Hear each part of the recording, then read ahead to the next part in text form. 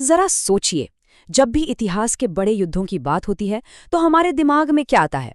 खुले मैदान, आमने सामने खड़ी लाखों की विशाल सेनाएं और हथियारों की गूंज। सही कहा ना? लेकिन रुकिए, क्या हर युद्ध सिर्फ फौज की गिनती और ताकत के दम पर ही जीता जाता है? बिल्कुल नहीं। इतिहास में कई ऐसी हैरान कर देने वाली जीतें दर्ज हैं जो किसी चमत्कार से कम नहीं लगती। वो डेविड बनाम गोलियत वाली कहानियां, जहां मुट्ठी भर लोगों की टुकड़ियों ने अपनी गजब की रणनीति से विशाल और अजय दिखने वाले साम्राज्यों को घुटने टेकने पर मजबूर कर दिया। आज के इस दिलचस्प विश्लेषण में हम इसी रहस्य को सुलझाएंगे कि कैसे युद्ध के मैदान में एक चतुर रणनीति अक्सर भारी भरकम ताकत पर भारी पड़ती है। तो आइए, इस सफर में हम कुछ बहुत ही खास पड़ावों से गुजरेंगे। हम समझेंगे कि ये गुरिल्ला युद्ध आखिर बला क्या है। फिर हम इतिहास के पन्नों से शिवाजी महाराज की अद्भुत रणनीतियों और महाराणा प्रताप के अडिग वन प्रतिरोध को करीब से देखेंगे। इसके बाद हम चलेंगे 19वीं सदी में, जब यही रणनीति अंग्रेजों के खिलाफ भी एक बड़ा हथियार बनी।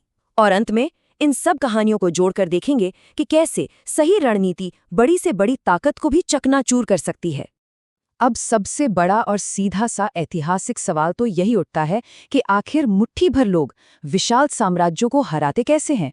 ये सच में एक बहुत बड़ी पहेली है। मुगलों और अंग्रेजों जैसे साम्राज्यों के पास तो अथाह संसाधन थे, फिर भी उनसे कई गुना छोटी सेनाएं लगातार कैसे जीत हासिल कर रही थी? देखिए, ये कोई जादू या चमत्कार नहीं था। इसके पीछे एक बेहद सोची समझी और अचूक युद्ध नीति काम कर रही थी। और उस युद्ध नीति का नाम है गुरिल्ला युद्ध। भारत में इसे अक्सर गनीमी कावा के नाम से भी जाना जाता है। असल में ये एक ऐसा तरीका है जहां छोटी टुकड़ियां दुश्मन की बड़ी फौज से सीधे टकराने की बेवकूफ़ी नहीं करती। इसके बजाय वो घात लगाकर हमला करती हैं, एकदम मारो और भागो, यानी हिट एंड रन तकनीक। और इसमें उनका सबसे बड़ा हथियार क्या होता है? अपने ही इलाके और वहां की भौगोलिक स्थिति का चप्पे चप्पे का ज्ञान। इसे ऐसे समझिए, पारंपरिक युद्ध एकदम अलग होता है। वहां दो सेनाएं खुले मैदान में छाती तानकर एक दूसरे के सामने खड़ी होती हैं, जहां जाहिर सी बात है, जिसकी लाठी उसकी भैंस, यानी जिसके पास ज्यादा सैनिक उसकी जीत तय। लेकिन गुरिल्ला युद्ध में ऐसा कुछ नहीं होता। इसमें सीधे टकराव से तो पूरी तरह बचा जाता है। यहाँ असली खेल है दुश्मन को चकमा देना और अपनी जमीन, अपने भूगोल को ही अपना सबसे बड़ा हथियार बना लेना। तो ये गुरिल्ला योद्धा आखिर लड़ते कैसे थे? इनकी रणनीति बहुत ही स्पष्ट और बेहद घातक होती थी। होता क्या इसमें?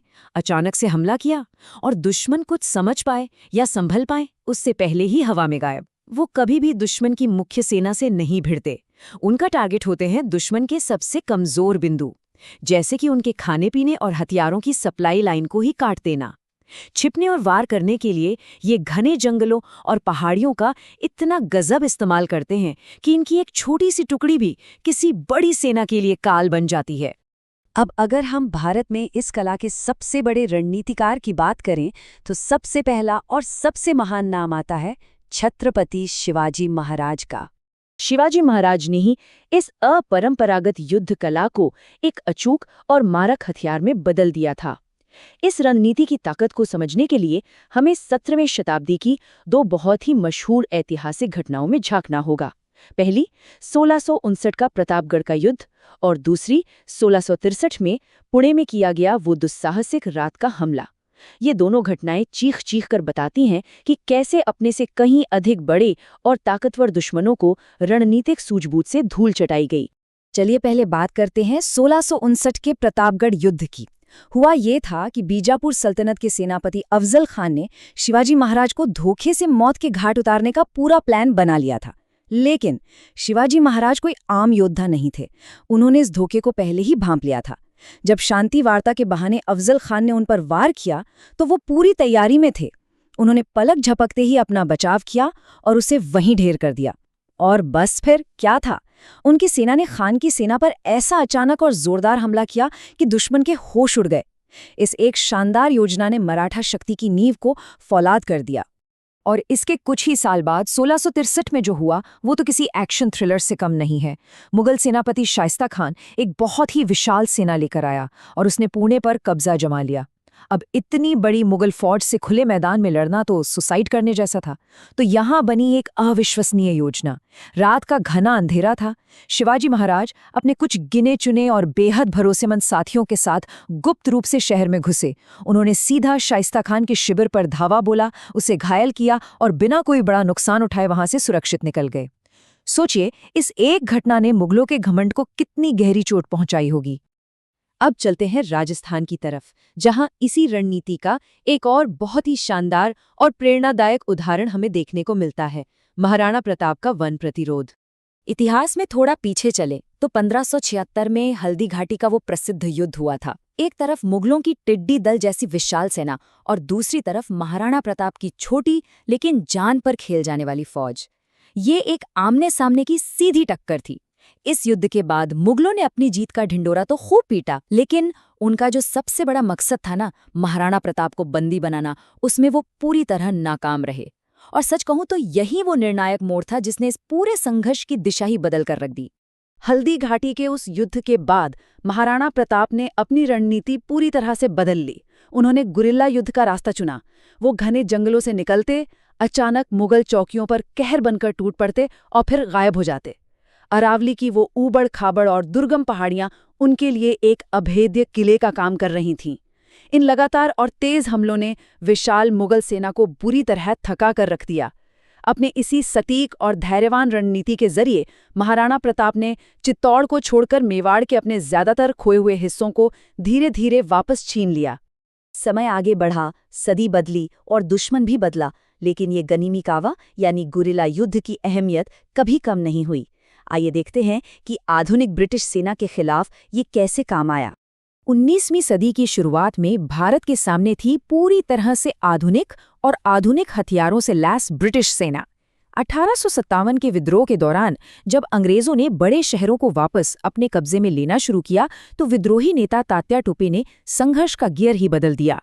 उन्होंने समझ लिया था कि आमने सामने लड़ना ठीक नहीं है, इसलिए उन्होंने गुरिल्ला युद्ध छेड़ दिया। बड़े युद्धों से वो पूरी तरह बचते रहे, अंग्रेजों पर अचानक और बहुत तेज हमले करते, और सबसे बड़ी बात, वो मध्य भारत में लगातार अपनी लोकेशन बदलते रहे। उनकी इस बिजली जैसी रफ्तार ने आधुनिक ब्रिटिश सेना को महीनों तक छका कर रख दिया। और कमाल की बात देखिए, ये रणनीति सिर्फ किन्हीं बड़े सेनापतियों तक ही सीमित नहीं थी। 1890 के दशक में आ जाइए, बिरसा मुंडा के नेतृत्व में आदिवासी समूहों ने ब्रिटिश हुकूमत के खिलाफ इन्हीं गुरिल्ला हमलों के लिए अपने जंगलों का ऐसा जबरदस्त इस्तेमाल किया कि अंग्रेज बौखला गए। जंगल का चप्पा चप्पा उनका हथियार बन गया था। हालांकि बाद में अंग्रेजों ने अपनी बड़ी ताकत से इस आंदोलन को दबा तो दिया, लेकिन युद्ध की इन तकनीकों ने इस विद्रोह को आदिवासी स्वतंत्रता का एक ऐसा अमर प्रतीक बना दिया जिसे कभी भुलाया नहीं जा सकता। तो चलिए इन सब अलग अलग समय की घटनाओं को एक साथ रखकर देखते हैं और समझते हैं कि कैसे एक सही रणनीति बड़ी से बड़ी ताकत को धूल चटा सकती है। 16वीं सदी से लेकर 19वीं सदी तक अगर हम इन सब को जोड़ें तो एक बहुत ही साफ पैटर्न नजर आता है। शिवाजी महाराज ने मुगलों और बीजापुर के खिलाफ अचानक हमलों को अपना ब्रह्मास्त्र बनाया। महाराणा प्रताप ने अरावली की उन दुर्गम पहाड़ियों को अपनी ढाल और तलवार दोनों बना लिया। तात्या टोपे ने अंग्रेजों को चकमा देने के लिए अपनी निरंतर गति यानी लगातार चलते रहने का सहारा लिया। और बिरसा मुंडा ने भी अंग्रेजों के खिलाफ उन्हीं घने जंगलों का फायदा उठाया जिन्हें वो सबसे बेहतर जानते थे। दुश्मन चाहे मुगलों की विशाल सेना हो या अंग्रेजों की आधुनिक फौज, जब भी सामने वाली ताकत बहुत बड़ी थी तो वहां केवल और केवल बुद्धिमत्ता, सटीक रणनीति और भूगोल की समझ ने ही जीत का रास्ता खोला। तो इस पूरे विश्लेषण का लब्बू-लुबाब क्या है? गुरिल्ला युद्ध ने हमारे भारतीय योद्धाओं को वो ताकत दी जिससे वो अपने से कई गुना ज्यादा मजबूत दुश्मनों की आंखों में आंखें डालकर लड़ सके। सोचिए, बहुत ही कम संसाधनों और छोटी सेना के बावजूद वो सिर्फ मैदान में टिके ही नहीं रहे, बल्कि उन्होंने सालों साल तक अपने प्रतिरोध को जिंदा रखा। ये कोई मामूली बात नहीं है। ये सिर्फ युद्ध करने की कोई साधारण तकनीक नहीं थी, बल्कि ये उनके असाधारण दिमाग, कभी न टूटने वाले साहस और गजब के दृढ़ संकल्प का सबसे बड़ा सबूत था। और इस पूरे विश्लेषण का अंत हम एक बहुत ही गहरे और शक्तिशाली विचार के साथ करेंगे। जब ताकत असमान हो तो सबसे चतुर रणनीति ही सबसे मजबूत हथियार बन जाती है। इतिहास हमें ये बात बार बार चीख चीख कर याद दिलाता है कि जरूरी नहीं कि आखिरी जीत उसी की हो जिसके पास सबसे बड़ी सेना हो। अक्सर बाजी वो मार ले जाता है जिसका दिमाग सबसे तेज होता है। इसी विचार के साथ हमारा आज का यह विश्लेषण यहीं समाप्त होता है। इतिहास के पन्नों में छुपी ऐसी ही और कमाल की रणनीतियों और रहस्यों को समझने के लिए अपनी ये उत्सुकता बनाए रखें।